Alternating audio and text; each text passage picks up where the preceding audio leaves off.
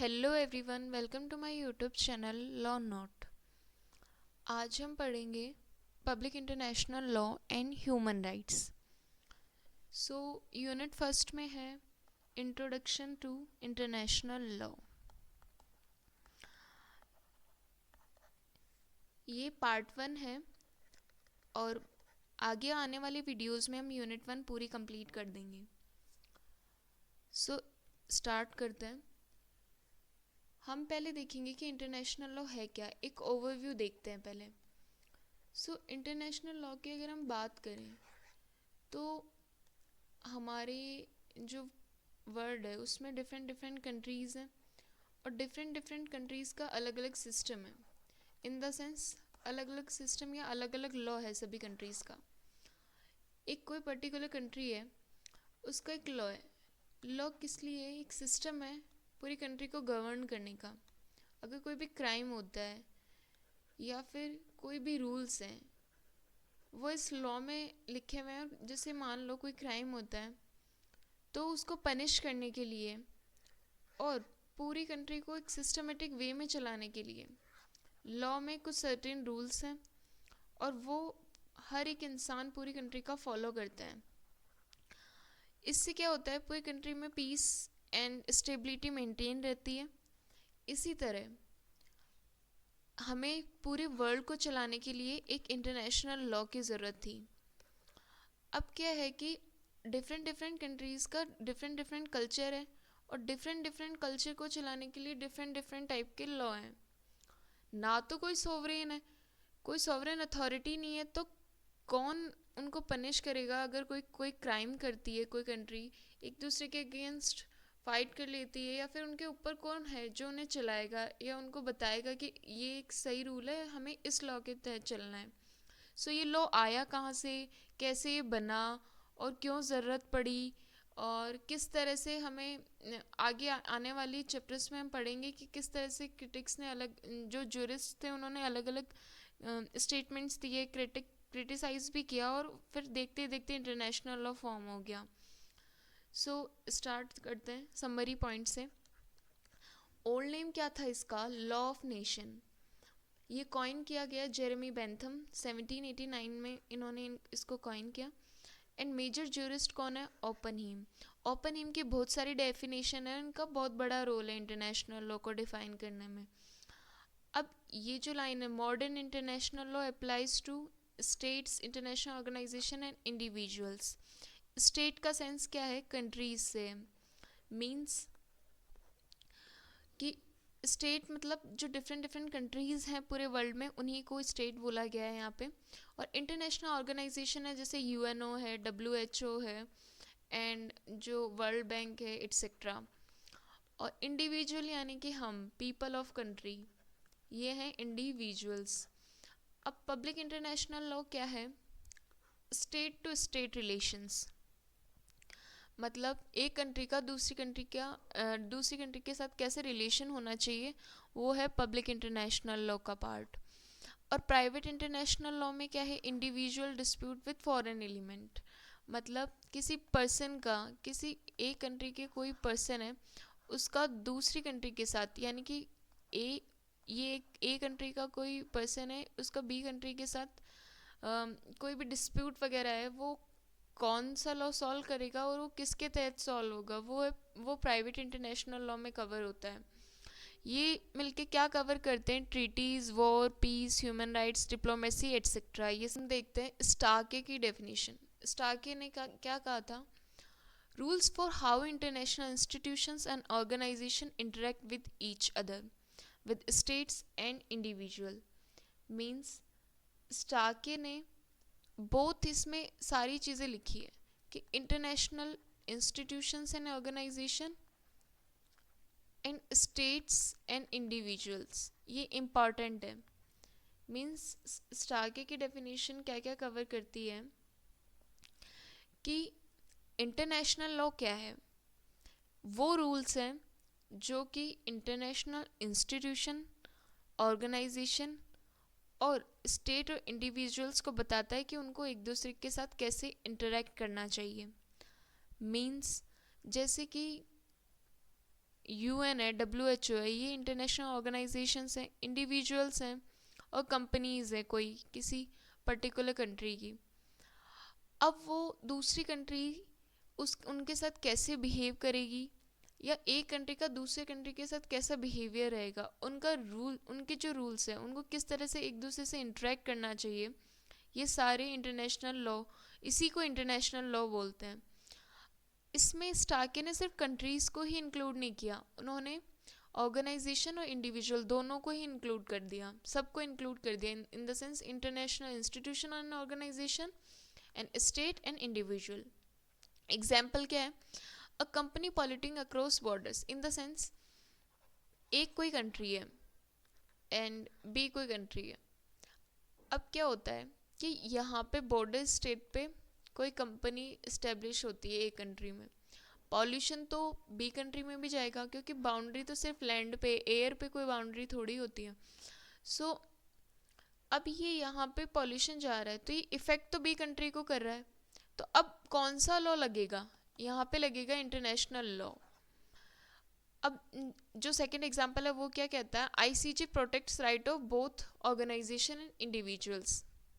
जैसे कि international organisation कौन सी हो गई, ICJ means international court of justice. So ये आईसीजे क्या करेगा, आईसीजे क्या करता है, ऑर्गेनाइजेशन और इंडिविजुअल दोनों के राइट्स को ये प्रोटेक्ट करके रखता है, तो ये इंटरनेशनल ऑर्गेनाइजेशन का वर्क हो गया। सो ये सारी चीज़ें आईसीजे क्या करना चाहिए, इसको कैसे गवर्न, ये कैसे गवर्न करेगा और इसको क्या करना चाहिए, एक कंट्री को दूसरी कंट्री के साथ कैसे बिहेव करना चाहिए, या फिर इसको पनिश कौन करेगा इस केस में, ये सभी क्या है इंटरनेशनल लॉ का ही पार्ट है। इंटरनेशनल लॉ इन सब जगह अप्लाई होता है, और इंटरनेशनल लॉ में किस तरह से ये गवर्न करेगा उसके ही रूल्स हैं। अब क्या है स्कॉजनबर्गर्स की डेफिनेशन, स्कॉजनबर्गर क्या कहते हैं कि international law applies to sovereign nations and other international institution with global identity. मतलब इन्होंने स्पेशली इंटरनेशनल स्टेटस रखने वाले जो ऑर्गेनाइजेशन है, इंस्टीट्यूशंस हैं, उन पे थोड़ा नेसेसिटी, मतलब उन पे थोड़ा जोर दिया है कि जैसे कंट्रीज़ है, यूएन है, वर्ल्ड बैंक है, एट्सेट्रा। तो इनका कहना है कि इंटरनेशनल लॉ उन सब पे लागू होता है जिनकी इंटरनेशनल आइडेंटिटी है, जैसे कि इंडिपेंडेंट कंट्रीज़, यूएन है, वर्ल्ड बैंक है, रेड क्रॉस है, ये सब क्या है इंटरनेशनल स्टेटस रखने वाली और इंटरनेशनल आइडेंटिटीज़ है, तो इन सब पे क्या होगा इंटरनेशनल लॉ अप्लाई होगा, ये स्कॉजनबर्गर ने कहा है।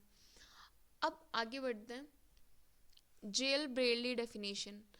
जेल ब्रेली क्या कहते हैं, a body of rules binding upon civilised states in their relation with one another.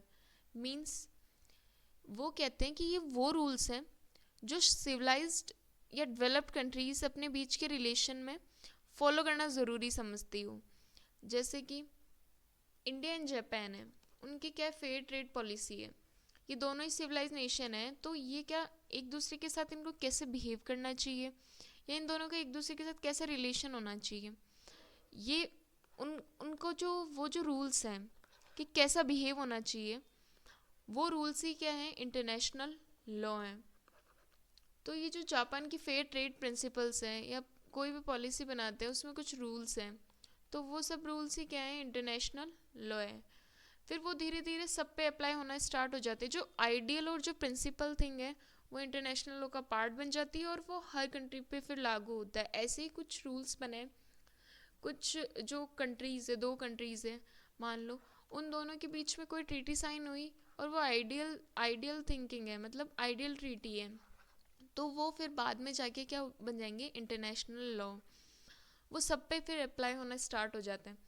No harming civilians during war, civilians को हार्म नहीं करना चाहिए वॉर के दौरान, ये भी क्या हो गया एक इंटरनेशनल लॉ हो गया और एक आइडियल प्रिंसिपल है।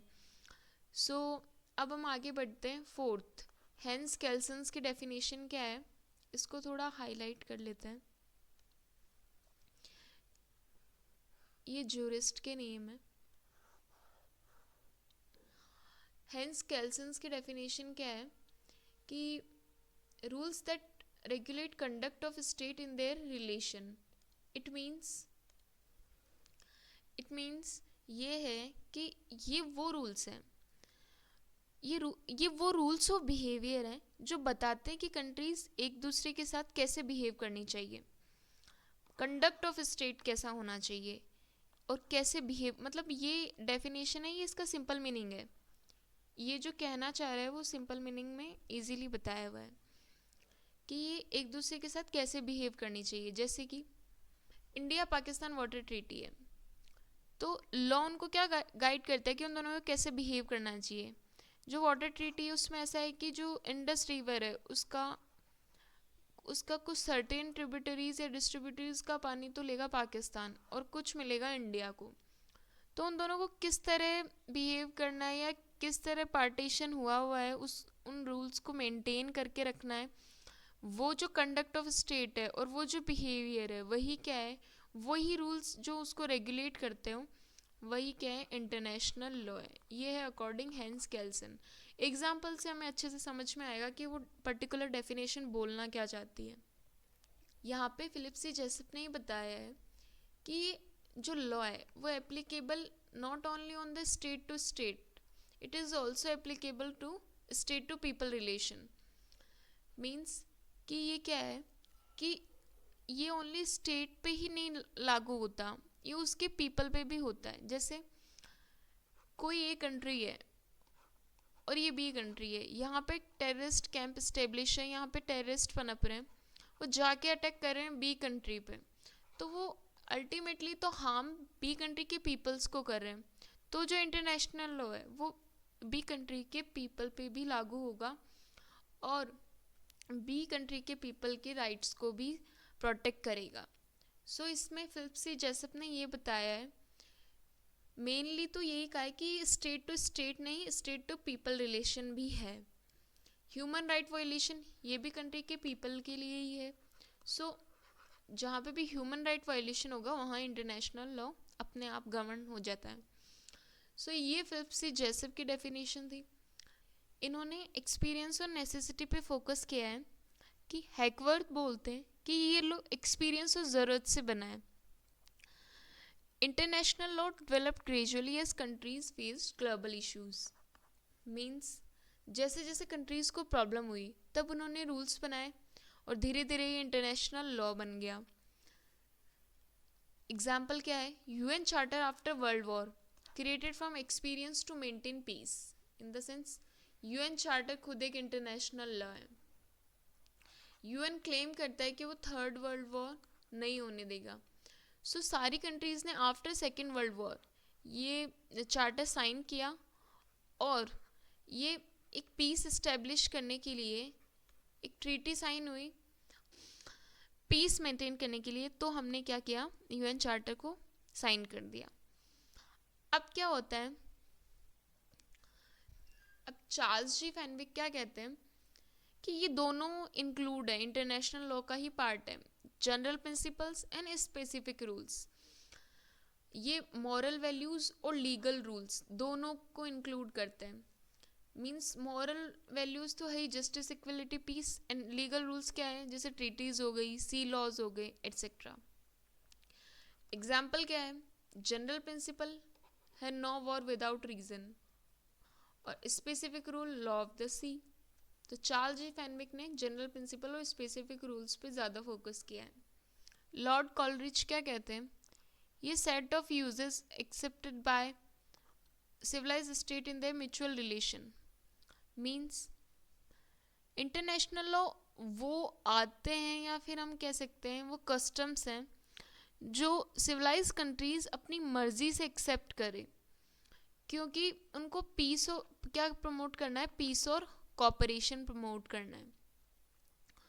सो जैसे एग्जांपल है नॉट अटैकिंग हॉस्पिटल्स और रेड क्रॉस ड्यूरिंग वॉर। ये एक तरह से सिविलाइज स्टेट, सारे ही सिविलाइज स्टेट ये चाहते हैं और ये जानते हैं कि हमें हॉस्पिटल को अटैक नहीं करना चाहिए वॉर के ड्यूरिंग। सो ये क्या हो गया, पीस और कॉपरेशन प्रमोट करने के लिए हमने जो कस्टम है उसको एक्सेप्ट कर लिया। तो ये लॉर्ड कॉलरिज का की डेफिनेशन को सुटेबल एक एग्जाम्पल हो गया और ये इंटरनेशनल लॉ का पार्ट हो गया। West End Central Gold Mining Corporation versus King. Rules accepted by civilised nation for conduct towards each other and each other subjects. इसका मतलब क्या है, एक कंट्री दूसरी कंट्री के साथ कैसे बिहेव करनी चाहिए, उन मतलब कैसे ट्रीट करना चाहिए एक कंट्री को, दूसरी कंट्री को और उनके सिटीजन्स को। अगर कोई एक कंट्री है, एक कंट्री का कोई भी सिटीजन है, कोई भी इंसान है, वो जाके बी कंट्री में क्राइम कर देता है, तो उसको फेयर ट्रायल मिलनी चाहिए। ये फेयर ट्रायल किसकी तरह मिलेगी कि कैसे, अब ये बताता है कि कैसे बी कंट्री दूसरी कंट्री के सिटीजन को ट्रीट करती है। ये जो रूल है ये एक्सेप्टेड किया गया है सिविलाइज्ड नेशंस ने, और ये जो रूल है वही है इंटरनेशनल लॉ। सो ये कंडक्ट एक दूसरे के टुवार्ड, एक कंट्री का दूसरी कंट्री के लिए और उसके सिटीजन्स के लिए ही क्या है, इंटरनेशनल लॉ। कि हॉल कहते हैं कि कंट्रीज कुछ रूल्स और बिहेवियर को अपने ऊपर बाइंडिंग या मैंडेटरी समझती है। अब जैसे एक इंसान है, अपने कंट्री के लॉ को फॉलो करता है, वैसे ही कंट्री भी अपने बीच में क्या होता है, रिलेशंस में इस रूल्स को फॉलो करती है, और वही रूल्स क्या है, इंटरनेशनल लॉ। ये, और हम क्या समझते हैं, जो कंट्रीज़ है वो इसको विलिंगली एक्सेप्ट करके ये समझती है कि ये उसकी लीगल ड्यूटी है। जैसे कि हम अपने लॉ को एक लीगल ड्यूटी समझते हैं कि हमें लॉ से डर लगता है, हमें ये लगता है कि हमें ये करना चाहिए, ये हमारी लीगल ड्यूटी है। तो कंट्रीज़ भी एक कंट्रीज़ के साथ दूसरे कंट्री, मतलब जो डिफरेंट कंट्रीज़ है वो एक दूसरे के साथ कैसे बिहेव करती है और वो क्या रूल्स को विलिंगली एक्सेप्ट करती है, लीगल ड्यूटी की तरह एक्सेप्ट करती है। जैसे हम अपनी कंट्री के लॉ को करते हैं, वैसे ही वो इंटरनेशनल लॉ को रिस्पेक्ट देती है और उसे लीगल ड्यूटी समझती है। वो हॉल ने उसी को इंटरनेशनल लॉ की डेफिनेशन का है। वो जो रूल्स हैं जो कंट्री बाइंड अपने ऊपर मैंडेटरी समझती है, अपने को बाइंड करती है म्यूचुअल रिलेशन में स्टेट टू स्टेट के साथ, वही क्या है, इंटरनेशनल लॉ है। जैसे कि सेल्फ बाइंडिंग रूल है, solving border issue peacefully, means हर कंट्री को, हर दो कंट्री को, नेबरिंग कंट्री को बॉर्डर डिस्प्यूट पीसफुली सॉल्व करना चाहिए।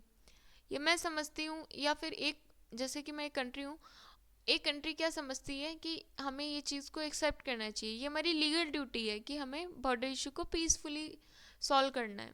तो ये हॉल की डेफिनेशन के अकॉर्डिंग है। आगे हम पढ़ते हैं, जितने भी हमने, एक सेकेंड, इसमें हॉल की डेफिनेशन नहीं है,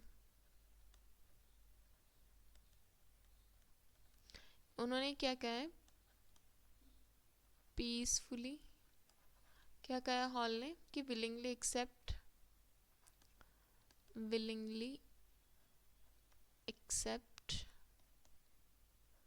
रूल्स एज लीगल ड्यूटी। अब ये जितनी भी ये क्विक रिवीजन टेबल है और ये शॉर्ट नोट हो गया, मीन्स सारी जो डेफिनेशंस है हमने इंटरनेशनल लॉ के अलग अलग जूरिस्ट ने क्या क्या कहा, कि किस किस पे ज़्यादा फोकस किया, वो सब इस टेबल में है।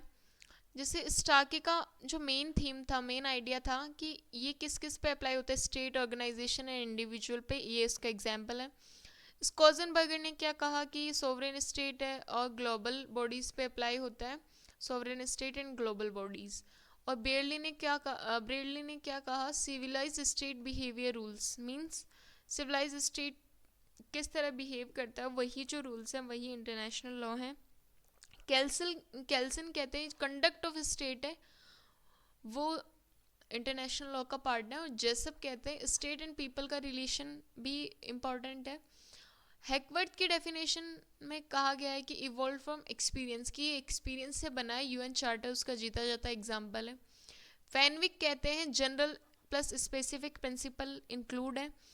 कॉलरिज का है एक्सेप्टेड कस्टम्स, जो कस्टम्स हमने एक्सेप्ट कर लिए, मॉरल जो कस्टम्स हैं वो भी इंटरनेशनल लॉ का ही पार्ट है, जो हम कंट्रीज ने एक्सेप्ट किए पीस इस्टेब्लिश करने के लिए। वेस्टर्न केस में क्या बात निकल के आई कि rules for conduct with other citizen, एक कंट्री दूसरी कंट्री के सिटीजन के साथ कैसे बिहेव करनी चाहिए, वो जो रूल्स हैं वही क्या है, इंटरनेशनल लॉ। और हैकवर्थ कहते हैं कि ऐसे कुछ रूल्स हमने विलिंगली एक्सेप्ट कर लिए और हम उनको अपनी लीगल ड्यूटी मानते हैं, कंट्रीज़ उनको लीगल ड्यूटी मानती है कि उनको एक दूसरी कंट्री के साथ कैसे बिहेव करना चाहिए, वो सब क्या है, इंटरनेशनल लॉ का ही पार्ट है। सो ये क्विक रिवीजन टेबल है और ये सब सारे जो इंटरनेशनल लॉ की मेन मेजर एलिमेंट्स हैं और क्या क्या जूरिस्ट ने मेन फोकस किया उन सबको इंक्लूड करती है। एक बार पीछे वाली स्लाइड्स गो थ्रू करने के बाद ये टेबल आराम से समझ आ जाएगी और ये शॉर्ट नोट है विद एग्जाम्पल, सो ये बहुत हेल्प करेगी एग्ज़ाम में। अब हम आगे देखते हैं public international and human rights में हॉल का व्यू। हॉल की डेफिनेशन हमने पहले ही समझ ली है कि हॉल ने क्या कहा है कि जो कंट्रीज़ अपने उन रूल्स को जो उनको बाइंडिंग या कंपलसरी समझती है कि कैसे एक दूसरे को कैसे एक दूसरे सिविलाइज कंट्री को कैसे ट्रीट करना चाहिए एक दूसरे के साथ, वो बाइंडिंग और कंपलसरी रूल ही क्या है, इंटरनेशनल लॉ है। अब एग्जाम्पल हमने देख लिया था, nation maintain peace and go to war only when absolutely necessary. ये हमारा मॉरल और लीगल ऑब्लिगेशन दोनों है कि हमें तभी वॉर के अंदर जाना ज़रूरी है, मतलब नेशन को तभी वॉर में जाना ज़रूरी है जब उसको एब्सोल्यूट नेसेसरी हो, उसे पीस मेंटेन करनी हो तभी। सो ये दोनों क्या है, मॉरल और लीगल ऑब्लिगेशन है। अब हम पढ़ेंगे private international law. Private international का दूसरा नाम है कॉन्फ्लिक्ट ऑफ लॉज। अब क्या करते हैं, पिट कॉबेट्स की डेफिनेशन देखते हैं। पिट कॉबेट का कहना है कि जब कोई फॉरेन एलिमेंट इन्वॉल्व हो, जैसे कि फॉरेन सिटीजन, फॉरेन मैरिज या फॉरेन प्रॉपर्टी, तो कौन सी कंट्री का लॉ अप्लाई होगा, ये जब हमें समझना हो कि ऐसी कोई सिचुएशन आ जाए तो वहाँ पे क्या होता है, प्राइवेट इंटरनेशनल लॉ गवर्न करता है, प्राइवेट इंटरनेशनल लॉ अप्लाई होता है। अब क्या होता है कि प्राइवेट इंटरनेशनल लॉ वो ग्रुप ऑफ रूल्स है जो कि म्यूनिसिपल कोड से इवॉल्व हुआ है, और जब कोई फॉरेन एलिमेंट इन्वॉल्व हो तब कौन सा लॉ अप्लाई होगा ये बताता है हमें प्राइवेट इंटरनेशनल लॉ। जैसे एग्जांपल देखते हैं, अमेरिकन मैन है और एक इंडियन वूमन है, उन दोनों ने शादी कर ली, तो जो अब उन्हें डाइवोर्स लेना है। अब जो डाइवोर्स का केस है वो कौन सी कंट्री के लॉ से डिसाइड हम कैसे करें कि कौन सी कंट्री का लॉ उनके डाइवोर्स केस पे अप्लाई होगा, तो ये बताता है हमें प्राइवेट इंटरनेशनल लॉ, क्योंकि इंडियन लॉ अलग है और अमेरिकन लॉ अलग है, ये म्यूनिसिपल कोर्ट्स के लॉज की बात हो रही है। तो प्राइवेट इंटरनेशनल लॉ हमें ये बताएगा कि कौन सी कंट्री का लॉ उस पर अप्लाई होगा। अब हम आगे देखते हैं, अब हम देखते हैं difference between public and private international law. जो सबसे फर्स्ट देखते हैं टेबल के अंदर मीनिंग। सो ये कहाँ रेगुलेट होता है पब्लिक इंटरनेशनल लॉ, स्टेट्स पे और इंटरनेशनल ऑर्गेनाइजेशंस पे, इंडिविजुअल्स पे भी होता है किसी हद तक। और जो प्राइवेट इंटरनेशनल लॉ है वो प्राइवेट पर्सन्स या कंपनीज ऑफ डिफरेंट कंट्रीज, जैसे कोई कंट्री है ए और कोई कंट्री है बी, अब बी कंट्री की जो कंपनी है वो ए कंट्री में स्टैब्लिश हो गई और उसका कोई डिस्प्यूट हो गया, तो कौन सा लॉ उस पर अप्लाई होगा ये बताता है हमें प्राइवेट इंटरनेशनल लॉ। सेकंड है पार्टीज इन्वॉल्व। पार्टीज इन्वॉल्व कौन कौन सी है, स्टेट है, इंटरनेशनल ऑर्गेनाइजेशन है और इंडिविजुअल्स है इन लिमिटेड केस। और इसमें क्या है, इंडिविजुअल्स और company from different nations. Scope क्या है, deals with war, peace, diplomacy, sea laws and human rights etcetera. और प्राइवेट इंटरनेशनल लॉ में सिविल और कमर्शियल डिस्प्यूट्स आते हैं with a foreign element.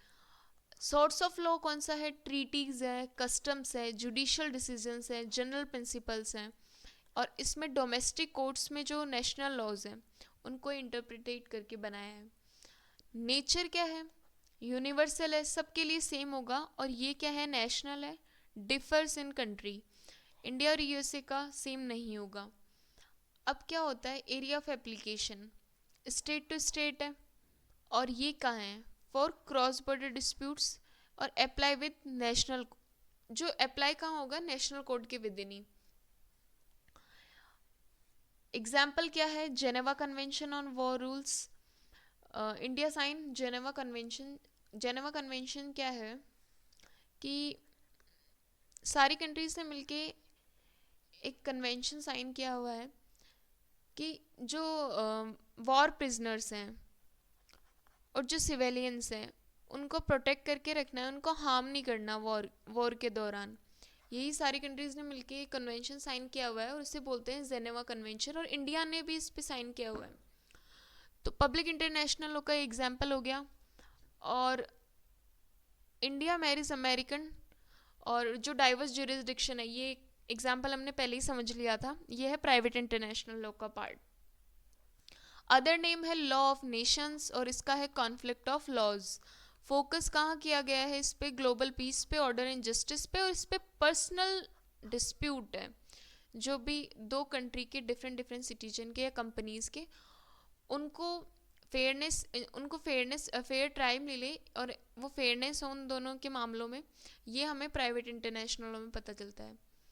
Relationship क्या है, private international law is a part of public international law, but public international law is not a part of private international law. मतलब जो public international law इसका scope बड़ा है, means जो private international law है वो पब्लिक इंटरनेशनल लॉ में include है, बट ये इसमें इंक्लूड नहीं है, वाइस वर्सा नहीं है दोनों।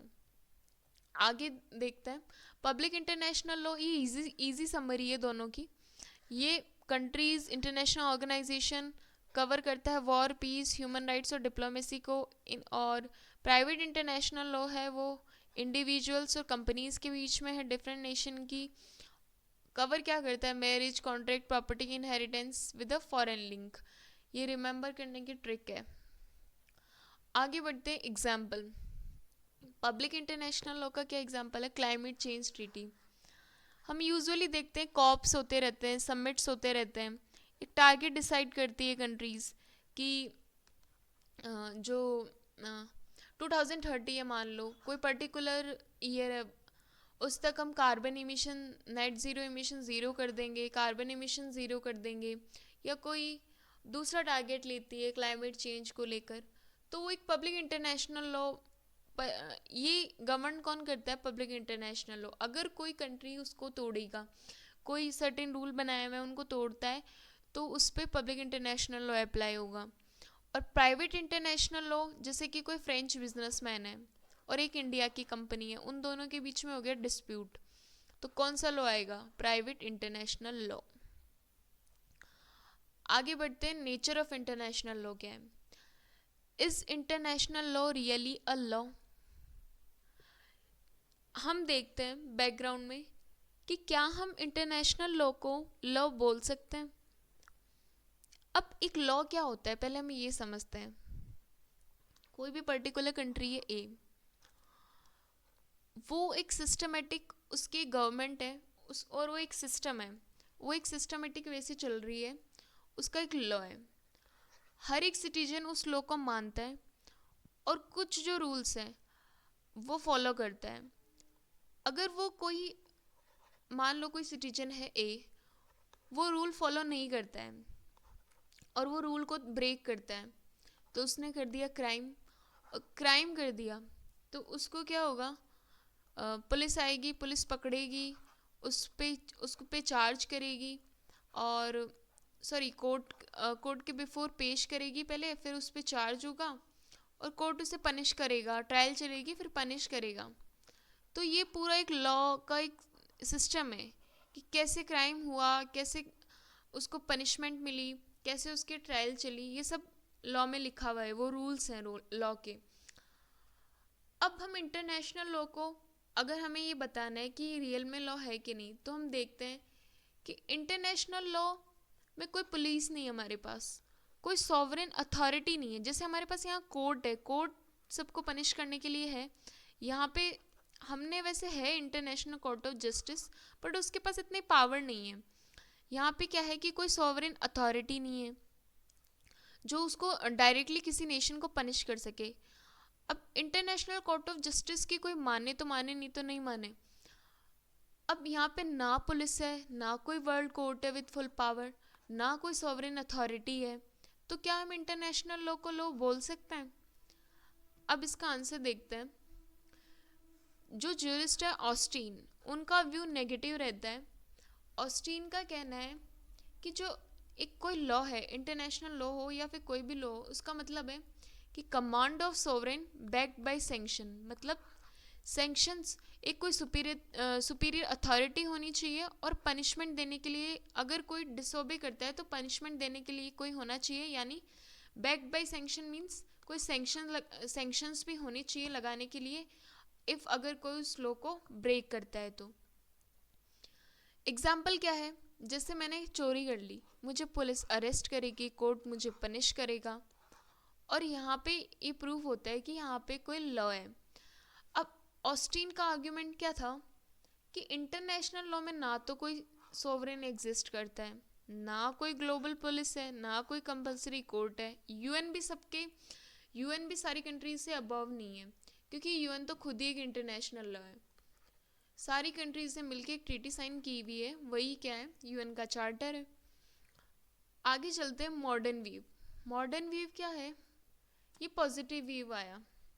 मॉडर्न व्यू क्या कहते हैं कि जो ऑस्टीन से आगे क्या होता है कि स्कॉलर्स क्या करते हैं, ऑस्टीन से डिसएग्री कर जाते हैं। डिसएग्री करने के बाद वो 4 स्ट्रॉन्ग रीजंस हैं, ये पैराग्राफ में है बुक में, बट मैंने इनको पॉइंट्स में कवर कर दिया है। ये 4 स्ट्रॉन्ग जो रीजंस है ये बताते हैं कि इंटरनेशनल लॉ कैसे लॉ है, कैसे जो स्कॉलर्स इसे पॉजिटिव वे मानते हैं।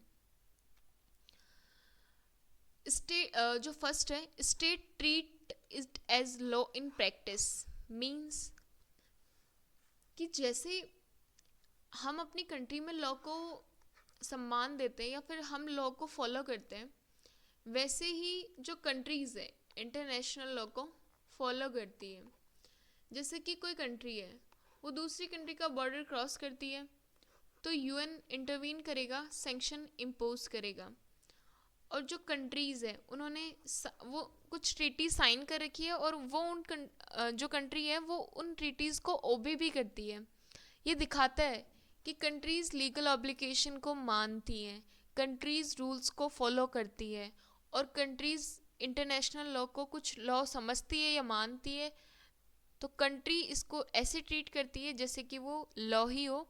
तो लॉ इन प्रैक्टिस हो गया, लॉ एक्शन में है, तभी इंटरनेशनल लॉ को सारी कंट्रीज़ फॉलो करती है और मानती है। ये एक मॉरलिटी नहीं है, नेशन एक्चुअल में इसको फॉलो कर रहे हैं, तो ये हो गया लॉ इन एक्शन। तो फर्स्ट पॉइंट ये कहता है कि state treat it as law in practice. First point ये हो गया। अब सेकंड पॉइंट क्या होता है, even violators accept it existence, means Oppenheim ने क्या कहा कि जैसे कोई कंट्री है, जैसे एग्जांपल लेते हैं पहले, रशिया एंड यूक्रेन है, रशिया ने अटैक किया यूक्रेन को, तो रशिया ने ये कहा कि ये अटैक था, ये सेल्फ डिफेंस में था। अगर ये मतलब कंट्री उसको मान रही है तभी तो उसको जस्टिफाई कर रही है, उसको डिनाई नहीं कर रही, उसका एग्जिस्टेंस डिनाई नहीं कर रही, तभी रशिया ने अटैक करने के बाद ये जस्टिफाई किया कि ये हमने सेल्फ डिफेंस में किया है। अगर ये नहीं कंट्री, अगर ये कोई भी जैसे रशिया है, तो अगर कोई भी कंट्री ये नहीं मानती कि वो लॉ नहीं है तो जस्टिफाई क्यों करती, वो तो ये कहती कि हाँ हमने अटैक कर दिया, हमारी मर्जी। मीन्स इसका मतलब क्या है कि अगर डिनाई भी नहीं कर रहा कोई एग्जिस्टेंस और जस्टिफाई भी कर रहा है उनके एक्शंस को, तो मतलब वो इंटरनेशनल लॉ या फिर वो कोई लॉ तो है, तभी तो कंट्री उसको मान रही है। और ये क्या है, लॉ तो एग्जिस्ट करता है पर उसकी इंटरप्रिटेशन अलग अलग हो सकती है। तो इससे ये क्या पता चलता है कि इवन जो वायलेटर्स हैं वो भी इसका एग्जिस्टेंस मानते हैं, तभी वो जस्टिफिकेशंस देते हैं। आगे बढ़ते हैं। थर्ड जो पॉइंट है वो है sanction system through UN charter. Means पहले कोई पनिशमेंट सिस्टम नहीं था, पर अब यूएनओ का जो चार्टर है उसके अंदर सैंक्शंस पॉसिबल हैं। अब क्या है, जैसे एग्जांपल है ईरान और नॉर्थ कोरिया। ईरान का वो न्यूक्लियर प्रोग्राम ना कंट्रोल करने पर यूएन ने कुछ सैंक्शंस लगा रखे थे। देन फिर जो ईरान है उसकी इकोनॉमी डाउन हुई और फिर ईरान ने बाद में उन सैंक्शंस को मान के, मतलब सैंक्शंस तो जो थे उसके लिए फिर एग्रीमेंट कर लिया आगे यूएन, मतलब यूएन की बात मान ली थी। तो ये प्रेशराइज किया गया, यूएन ने सैंक्शंस लगा के उसको प्रेशराइज किया। तो ये एक पनिशमेंट सिस्टम हो गया एक तरह से। नॉर्थ कोरिया पर भी वायलेशन के बाद सैंक्शंस लगे हुए हैं। अब क्या हो गया, ये जो कलेक्टिव पनिशमेंट सिस्टम है ये ए फॉर्म ऑफ लीगल सैंक्शन, यही एक तरह से एक लीगल सैंक्शन है। अब जो फोर्थ पॉइंट है, स्टार्की का व्यू। स्टार्की का क्या व्यू है, law exist even without physical force. It means है कि जैसे हम सोसाइटी में रहते हैं, तो हमने देखा है कि ये हमें पता है कि रिस्पेक्ट एल्डर्स, ये सोसाइटी का एक रूल है। डू नॉट लाई, ये रूल क्यों बन रखे हैं, क्योंकि हमें सोसाइटी की पीस और ऑर्डर मेंटेन रहे, और ये जो पीस है कोलैप्स ना हो, सोसाइटी एक मॉरल वैल्यूज़ के थ्रू चलती जाए। इसी तरह इंटरनेशनल लॉ भी हमें मानना पड़ता है, मतलब सारी कंट्रीज मानती है। कोई ऐसा लॉ नहीं है जैसा कंट्री का लॉ है, पर भी एक मॉरल वैल्यूज़ है, जैसे रिस्पेक्ट एल्डर्स, ये हम सब मानते हैं। इसकी कोई पनिशमेंट नहीं है, बट फिर भी हम मान रहे हैं। वैसे ही इंटरनेशनल लॉ ना होते हुए भी, अगर इंटरनेशनल लॉ एक पूरे फॉर्मेट में ना है, तो भी सारी कंट्रीज़ उसको मान रही है। अगर ये नहीं है तो वर्ल्ड पीस कोलैप्स हो जाएगी। इसीलिए सारी कंट्रीज़ इसको मानती हैं और इसका एग्जिस्टेंस भी मानती हैं। इसका मतलब क्या हो गया, स्टार्की के व्यू के according law exist even without physical force. कोई फिजिकल पनिशमेंट नहीं है, बट फिर भी सारी कंट्रीज इसको मान रही है। ये चार जो वी हैं, ये चार जो रीजंस हैं, ये हमें स्ट्रांगली ये बताते हैं कि इंटरनेशनल लॉ है। और इंटरनेशनल लॉ हर कंट्री के, मतलब हर कंट्री उनको फॉलो करती है। और इसका एक पनिशमेंट सिस्टम भी है, जैसे यूएन चार्टर हो गया और सैंक्शन सिस्टम हो गया यूएन का, वो इसका पनिशमेंट सिस्टम हो गया। तो ये सब चीज़ें बताती है कि इंटरनेशनल लॉ माना जाता है। ये एक पॉजिटिव व्यू हो गया। ऑस्टिन्स के आर्ग्यूमेंट को डिनाई करता है। फाइनल जो कंपैरिजन है वो क्या है, एक और एग्जांपल है सिंपल। जैसे हम इमेजिन करते हैं 5 फ्रेंड्स हैं, तो उनका एक कुछ रूल बना हुआ है 5 फ्रेंड्स में कि एक दूसरे का फूड कोई भी बिना परमिशन नहीं लेगा। अगर कोई एक फ्रेंड है वो उसको फॉलो नहीं करता है, तो उसका जो बाकी के 4 फ्रेंड्स हैं वो सोशल बॉयकॉट कर देंगे। अब ये जो सोशल बॉयकॉट हो गया वो इंटरनेशनल लॉ की तरह एक तरह से सैंक्शन हो गया, जैसे यूएन करता है। अब सोशल बॉयकॉट हो गया सैंक्शन, यहाँ पे कोई पुलिस नहीं है, यहाँ पे कोई रियल लॉ या फिर कोई एक लिखा हुआ लॉ नहीं है, पर भी ये रूल वर्क करेगा। कैसे, क्योंकि सब उसको मानेंगे और जो चारों फ्रेंड है वो बात करना बंद कर देंगे। तो इसी डर से ये चीज़ मानी जा रही है और वो फॉलो करेगा कि किसी को, जो एक फ्रेंड है वो फॉलो करेगा कि कोई भी बिना परमिशन फूड नहीं लेगा। अब इसी तरह इंटरनेशनल लॉ काम करता है। सारी कंट्रीज़ को आइसोलेशन से डर लगता है, तो सारी कंट्रीज़ इंटरनेशनल लॉ को फॉलो करती है और ये फंक्शन करता है। और जो सोशल बॉयकॉट है वो एक सैंक्शन की तरह काम करता है। और अब हम आगे पढ़ते हैं, ओल्ड वीव क्या है ऑस्टिन का। ये एक फाइनल समरी टेबल ही होगी कि ओल्ड वीव क्या था ऑस्टिन का, कि कोई सोवरेन नहीं है, तो ये कोई क्या है, रियल लॉ नहीं है। फिर मॉडर्न वीव क्या आया कि एक्सेप्ट और फॉलो किया जाता है, एक तरह से रियल लॉ वैसे ही। ये क्या है, मॉरलिटी पर बेस्ड है, ऑस्टिन ने कहा। तो मॉडर्न व्यू क्या कहता है, ये कंसेंट और प्रैक्टिस पे बेस है। ऑस्टिन क्या कहता है कि कोई पनिशमेंट सिस्टम नहीं है। मॉडर्न व्यू कहता है कि यूएन सैंक्शंस लगाता है, ये जो कलेक्टिव एक्शन है वही एक पनिशमेंट की तरह काम करता है और प्रेशराइज करने के काम करता है। आइसोलेशन फील होता है कंट्री को। आइसोलेशन के साथ कोई कंट्री नहीं रह सकती, क्योंकि ग्रो डेवलप होने के लिए ट्रेड होना ज़रूरी है। और जब सारी कंट्रीज आइसोलेट कर देगी किसी एक कंट्री को मिलकर, सारी कंट्रीज, तो फिर ट्रेड रुक जाएगा, इकोनॉमी डाउन हो जाएगी। तो किसी भी कंट्री को अपना डेवलपमेंट करने के लिए सारी कंट्रीज से रिलेशन इस्टेब्लिश होने चाहिए। ऑस्टिन का ओल्ड व्यू क्या था कि ये क्या है, कमांड ऑफ सॉवरेन। और मॉडर्न व्यू क्या आया कि लॉ क्या है, एक्सेप्टेड नॉर्म्स है अमॉन्ग इक्वल्स, कि सारे जो मिलकर हैं वो जो भी नॉर्म्स को फॉलो करते हैं वही लॉ है। अब हम पढ़ते हैं why international law is a real law. Even without a central sovereign international law function as a real law. कैसे? हमने पहले 4 मेजर स्ट्रॉन्ग रीजन देखे, उसमें हमने पॉजिटिव व्यू पाया। अब हम देखते हैं कि कैसे why international law is a real law. सबसे फर्स्ट है, इसको जस्टिफाई करता है historical jurisprudence, means law exist without a sovereign.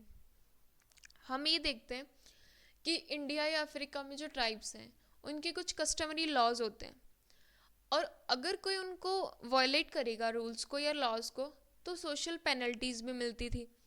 तो ये जो ट्राइब और कम्युनिटी के जो हिस्टोरिकली पुराने ज़माने में उन्होंने जो रूल्स को फॉलो किया था without a king, without a government, इसी से हमें आइडिया मिला और इससे हमें पता चला कि law exist without a sovereign also. So international analogy में भी ये वर्क करता है। और ये किस तरह वर्क करता है? कंट्रीज़ क्या करती है, कलेक्टिवली रूल्स को फॉलो करती है, जैसे कि no chemical weapons used and no genocide and without a king of the world. ये सारे जो रूल्स हैं, जैसे कि हमें केमिकल वेपन्स का यूज़ नहीं करना, ये हम बिना किसी किंग के या फिर बिना किसी सॉवरेन अथॉरिटी के भी हम सारी कंट्रीज मिलके मानती हैं। तो ये हमें क्या है, एक इंटरनेशनल लॉ फंक्शन कर रहा है, और ये जो हिस्टोरिकल जूरिस्प्रूडेंस है हमें ये आइडिया मिल गया। तो इंटरनेशनल लॉ के एनालॉजी में ये फिट होता है। अब आगे क्या है, इंटरनेशनल ट्रीटीज़ एंड कन्वेंशंस। ये हमें बताता है कि इंटरनेशनल लॉ रियल लॉ क्यों है। जैसे कि जो कंट्रीज़ हैं वो ट्रीटीज़ बनाती हैं। ट्रीटीज़ क्या होती है? लीगली बाइंडिंग एग्रीमेंट्स, मतलब लीगली कंट्रीज़ उसको मानती है, मैंडेटरी मानती है, और ये दो कंट्रीज़ के बीच में जो एग्रीमेंट साइन होता है लीगली, वो और मैंडेटरी जो एग्रीमेंट है वही है ट्रीटी। एग्जाम्पल क्या है? जैसे जेनेवा कन्वेंशन है, protect civilians and prisoners of war. तो ये कन्वेंशंस या ये ट्रीटी बनाई गई है सारी कंट्रीज़ ने। अब ये क्या है, वायलेट किया गया सीरिया के थ्रू, या सीरिया ने इसे वायलेट किया तो यूएन ने उस पर एक्शन लिया। तो क्या हो गया कि इंटरनेशनल ट्रीटी एक तरह से लीगली बाइंडिंग एग्रीमेंट ही हो गया कि उस पे उसको वायलेट करने पे एक्शन लिया गया। सॉरी, डिस्प्यूट्स को पीसफुली सेटल करना है। तो ये क्या है, इंटरनेशनल ट्रीटीज़ और कन्वेंशंस ये बताते हैं कि ये क्या है, रियल लॉ है, क्योंकि ये लीगली एक्शन में है। कंट्रीज़ उनको लीगली बाइंड करती है, मैंडेटरी समझती है, और उसको वायलेट किया तो हमें सैंक्शंस भी भुगतने पड़ेंगे। कंक्लूजन क्या है, ये रिटर्न है, बाइंडिंग है, एनफोर्सेबल लॉ है, ये सिर्फ मॉरल्स ही नहीं है। तो इससे हमें पता चलता है कि इंटरनेशनल लॉ रियल लॉ है। अब क्या हो गया, थर्ड है international institution enforce law. Means जैसे ये यूएन है, WHO है, WTO है, ये फॉलो करते हैं और एनफोर्स भी करवाते हैं इंटरनेशनल लॉ को। जैसे यूएन चार्टर है, article 24, no use of force against another state, मतलब एक स्टेट दूसरे स्टेट पे फोर्स का यूज़ नहीं करेगा। तो ये इंटरनेशनल लॉ क्या करवा रहा है, फॉलो करवा रहा है, सॉरी इंटरनेशनल इंस्टीट्यूशंस क्या कर रहे हैं, एनफोर्स करवा रहे हैं इंटरनेशनल लॉ को। WHO है, वो हेल्थ रेगुलेशंस या एडवाइजरीज जारी करता रहता है। हम देखते हैं कोविड के टाइम उन्होंने ट्रैवल नॉर्म्स बनाए, तो अगर हम इन चीज़ों को तोड़ते हैं या इग्नोर करते हैं तो हमें पेनल्टीज़ मिलेगी। मतलब एक लीगली बाइंड है, मैंडेटरी है, ये चीज़ें हमें फॉलो करना ज़रूरी है। तो इंटरनेशनल इंस्टीट्यूशंस की ये एक भागीदारी रहती है लॉ को एनफोर्स करवाने में। कंक्लूजन क्या है, इंस्टीट्यूशन रिकॉग्नाइज करते हैं इंटरनेशनल लॉ को as essential for global order, कि हमें उसकी ग्लोबल लेवल पे ज़रूरत है। अब हम आगे चलते हैं। Fourth, the united nation equals to legal foundation. मतलब जो यूनाइटेड नेशन है उसका जो पूरा बेस ही इंटरनेशनल लॉ पर है। एग्जाम्पल क्या है, रशिया यूक्रेन 2022, मीन्स अगर कोई कंट्री है दूसरी कंट्री पर अटैक करती है, जैसे कि रशिया ने यूक्रेन पर 2022 में किया है, तो जो यूएन है, एक सेकेंड, हाँ, यूएन की जो सिक्योरिटी काउंसिल है उसने सैंक्शंस को इम्पोज किया या सैंक्शंस लगा सकती है। किसी दूसरी कंट्री अगर एक दूसरे पे कोई एक कंट्री दूसरी कंट्री पे अटैक करती है तो यूएन सिक्योरिटी काउंसिल उस पर सैंक्शन इम्पोज कर सकती है। तो यूनाइटेड नेशन है वो एक तरह से लीगल फाउंडेशन ही है, वो हर काम करता है, वो चार्टर्स बनाता है, वो उसके अलग अलग ऑर्गेनाइजेशंस है, वो एनफोर्स करवाने में लगी रहती है इंटरनेशनल लॉ को। तो ये सारा काम यूएन का हो गया। अब ईरान पे सैंक्शंस लगा रखे हैं, इकोनॉमी ट्रेड रेस्ट्रिक्शंस है, क्योंकि उन्होंने एनपीटी का वायलेशन किया। एनपीटी है non proliferation treaty, proliferation treaty, ये न्यूक्लियर प्रोग्राम को कंट्रोल करने के लिए कुछ था, और फिर उसको इन्होंने माना नहीं तो इन पे रेस्ट्रिक्शंस लगा दिए, सैंक्शंस इम्पोज कर दिए। तो ये हमें बताता है कि इंटरनेशनल लॉ रियल वर्ल्ड में इन्फोर्सेबल है। और हम इसको कैसे इन्फोर्समेंट कराते हैं इसकी, जैसे हम इकोनॉमिक वे में, पॉलिटिकल वे में, डिप्लोमेसी में, डिप्लोमेटिक टूल्स का बहुत इस्तेमाल होता है। अब फोर्थ क्या है, स्कॉलर्स व्यू, ब्रेडली और हार्ट का व्यू। ब्रेडली ये बोलते हैं कि अगर कोई कंट्री है वो इंटरनेशनल लॉ को मानने से इनकार करती है तो वो कंट्री ये कहना चाहती है कि वो आर्बिट्रेरली एक्ट करेगी, मतलब आइसोलेट रहेगी, और ये इम्पॉसिबल है। मैंने ये बात पहले भी कही है कि कोई भी कंट्री आइसोलेट होना नहीं चाहती, क्योंकि आइसोलेट हो गई तो ट्रेड रुक गया, अकेली पड़ गई ट्रेड रुक गया, ट्रेड रुक गया तो इकोनॉमिक डाउनफॉल आना तय है। इकोनॉमी डाउन चली गई तो ग्रो कैसे करोगे, डेवलपमेंट कैसे होगा। कोई भी मिलिट्री एक्सरसाइज बंद कर दी, जैसे आइसोलेशन में क्या होता है, फिर कोई भी कंट्री उसके साथ मिलिट्री एक्सरसाइज नहीं करेगी, कोई भी एमिनेशन एक्सपोर्ट या फिर इंपोर्ट ऐसा कुछ भी नहीं होगा।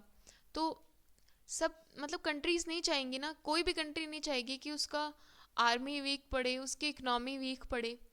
तो अगर कोई कंट्री ये बोलती है कि इंटरनेशनल लॉ को फॉलो नहीं करती, तो उसका मतलब ये हो गया कि वो आइसोलेट या वो एक तरह से अकेले में एक्ट करना चाहती है, और ये इम्पॉसिबल है, ये प्रैक्टिस में ही नहीं हो सकता। हार्ट क्या कहते हैं, कंट्रीज इनको वॉलेंटरीली फॉलो करती है, खुद से फॉलो करती है, मॉरली और लीगली दोनों तरह से फॉलो करती है। तो ये सब चीज़ें मिलके हमें बताती है कि इंटरनेशनल लॉ इसलिए रियल लॉ है। जैसे पेरिस क्लाइमेट अकॉर्ड हुआ, countries pressure to reduce emission, country ने प्रेशर किया कि हमें इमिशंस को, नहीं, कंट्रीज प्रेशराइज्ड हैं कि हमें इमिशंस को रिड्यूस करना ही पड़ेगा। अब हम पढ़ते हैं legal settlement of disputes. Means dispute resolve legally not morally, मतलब कोई भी डिस्प्यूट है उसको लीगली सॉल्व करना, ना कि मॉरली। एग्जाम्पल क्या हो गया, इंडस वाटर ट्रीटी 1960, इंडिया और पाकिस्तान है।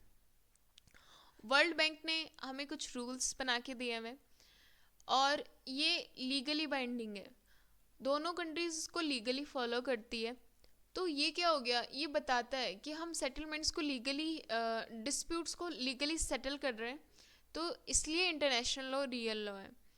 क्योंकि हम, जैसे कोई कंट्री है उसका अगर हम म्यूनिसिपल या नेशनल लॉ देखें, म्यूनिसिपल कोड्स का लॉ देखें, तो अभी कोई प्रॉपर्टी का मैटर हो गया या कोई भी मैटर हो गया तो हम उसको लीगली सॉल्व करते हैं। उसी तरह हम क्या कर रहे हैं, इंटरनेशनल लॉ में भी लीगली ही सॉल्व कर रहे हैं। तो ये बताता है इंटरनेशनल लॉ रियल लॉ है। साउथ चाइना सी का मैटर है, Philippines versus China, international court of justice में, इंटरनेशनल कोर्ट में इसका केस चल रहा है। हालांकि चाइना ने इसको इग्नोर किया हुआ है, पर भी उस पर इंटरनेशनल प्रेशर आ रहा है इस चीज़ को लेकर। सो ये सब चीज़ें हैं लीगल सेटलमेंट ऑफ डिस्प्यूट में। और फिर हम देखते हैं 7th पॉइंट, सैंक्शन मैकेनिज्म, मतलब यूएन चार्टर का सैंक्शन मैकेनिज्म है। यूएन सैंक्शंस इम्पोज करता है, इकोनॉमिक सैंक्शंस लगा देता है, आर्म्स और एमिनेशंस पे सैंक्शंस लगा देता है, ट्रैवल बैन कर देता है, diplomatic isolation, it is the important tool. So ये सब चीज़ें मिलकर यही साबित करना चाहती है कि इंटरनेशनल लॉ रियल लॉ है इन प्रैक्टिस। नॉर्थ कोरिया पे सैंक्शंस लगाया, वेपन्स पे, ऑयल पे, लग्जरी गुड्स पे रेस्ट्रिक्टेड है ये सब चीज़ें, और इकोनॉमिक और आइसोलेशन का इम्पैक्ट उन पर पड़ भी रहा है। आगे हम देखते हैं फाइनल समरी टेबल। ये है इंटरनेशनल लॉ क्यों है रियल लॉ। पिछली सारी स्लाइड समझने के बाद ये समरी टेबल पढ़ने से इजीली आ जाता है, और ये क्रिस्प पॉइंट है उन्हीं सारी स्लाइड्स के। अब why international law real law है, exist without sovereign, without a king. Example है ये, ट्रीटीज एंड कन्वेंशंस बताते हैं, इंटरनेशनल इंस्टीट्यूशंस की बताते हैं। मतलब इंटरनेशनल लॉ रियल लॉ क्यों है, क्योंकि वो एक्सेप्ट किया गया है, फॉलो किया जाता है और एनफोर्स्ड है स्टेट्स के through, by states. International institutions भी इसको फॉलो करते हैं, और बिना किसी सेंट्रल सॉवरेन के, ट्रीटीज़ के थ्रू, इंस्टीट्यूशंस के थ्रू, सैंक्शंस के थ्रू और लीगल सेटलमेंट्स के थ्रू इसको एक्सेप्ट किया जाता है, फॉलो किया जाता है और इन्फोर्स किया गया है स्टेट और इंटरनेशनल इंस्टीट्यूशंस ने, बिना किसी सेंट्रल सोवरेन के। इसमें सारे वो मेन पॉइंट्स हैं और सारे वो जो एलिमेंट्स हैं इंटरनेशनल लॉ के, वो सारे इंक्लूड है इस लाइन में। और इसको ब्रॉड करके या फिर इसको एलोबरेट करके हम लिख सकते हैं, पूरा इंटरनेशनल लॉ के सारे एलिमेंट्स इसमें कवर है इस लाइन में। और ये टेबल्स हैं, ये स्लाइड्स का ही क्रिस्प पॉइंट है। अब हम पढ़ते हैं positivist theory, law by consent of states. Means positivist theory कहती है कि हम ये जो मॉरल्स की बात करते हैं, हमने पिछला जो स्लाइड्स पढ़े उनमें ये पढ़ा कि इंटरनेशनल लॉ मॉरल ऑब्लिगेशंस को भी फॉलो करवाते हैं। मतलब जो मॉरल्स हैं हमारे, फिर वो कंट्रीज़ ने फॉलो करना स्टार्ट कर दिए, मॉरल ऑब्लिगेशंस को मानना स्टार्ट कर दिया, फिर वो जाके डेरिवेट होकर इंटरनेशनल लॉ बन गया। ये हमने पिछले कुछ डेफिनेशंस में पढ़ा है। अब ये पॉजिटिविस्ट थिंकर्स और जो पॉजिटिविस्ट थ्योरी ये कहती है कि ये जो इंटरनेशनल लॉ है ये नेचुरल या डिवाइन लॉ से नहीं बना, ये स्टेट के म्यूचुअल कंसेंट या जो स्टेट का एग्रीमेंट किया हुआ है, कोई भी एग्रीमेंट है दो स्टेट के बीच में, ये जो स्टेट के म्यूचुअल कंसेंट से बनता है। मतलब कोई भी दो स्टेट है, उन्होंने कोई ट्रीटी साइन कर ली, अब ट्रीटी साइन करने के बाद वो एक तरह से लॉ बन गया, उसको डेरिवेट करके कि ट्रीटी, कोई भी ट्रीटी साइन हुई, फिर दूसरी कंट्रीज़ ने उनको देख के दूसरी ट्रीटी साइन कर ली, तो ये सब मिलके क्या, ये डेरिवेट होके इंटरनेशनल लॉ बन गया। तो ये स्टेट्स के कंडक्ट से स्टेट्स के एग्रीमेंट से, स्टेट के कंसेंट से बना हुआ है। इसमें ये कोई नेचुरल या फिर ये कोई डिवाइन लॉ नहीं है, या उससे डेरिवेट होके नहीं बना हुआ है। पॉजिटिविस्ट थ्योरी और उनके थिंकर्स ये कहते हैं कि law by consent of states. अब ये क्या है, एक एग्जांपल लेते हैं, जैसे कि इंडिया पाकिस्तान है। इंडिया पाकिस्तान ने मान लो कि ट्रीटी साइन कर रखी है कि हम दोनों क्या करेंगे, न्यूक्लियर टेस्ट नहीं करेंगे। अब न्यूक्लियर टेस्ट, अब जैसे चाइना है कंट्री, ये तो इन दोनों ने न्यूक्लियर टेस्ट की जो ट्रीटी है ये इन दोनों ने साइन कर रखी है। अब चाइना है, तो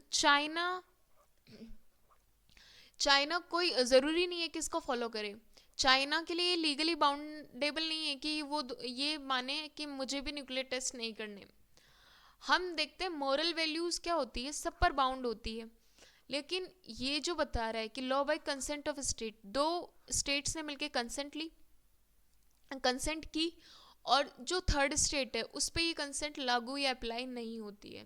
तो पॉजिटिविस्ट थ्योरी ये कहती है।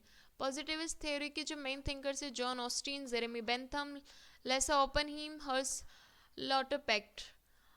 अब ये क्या है, ये कहते हैं कि जो फाउंडेशन है इंटरनेशनल लॉ की, वो कंसेंट ऑफ स्टेट्स है। ये इंपॉर्टेंट है, कंसेंट ऑफ स्टेट्स।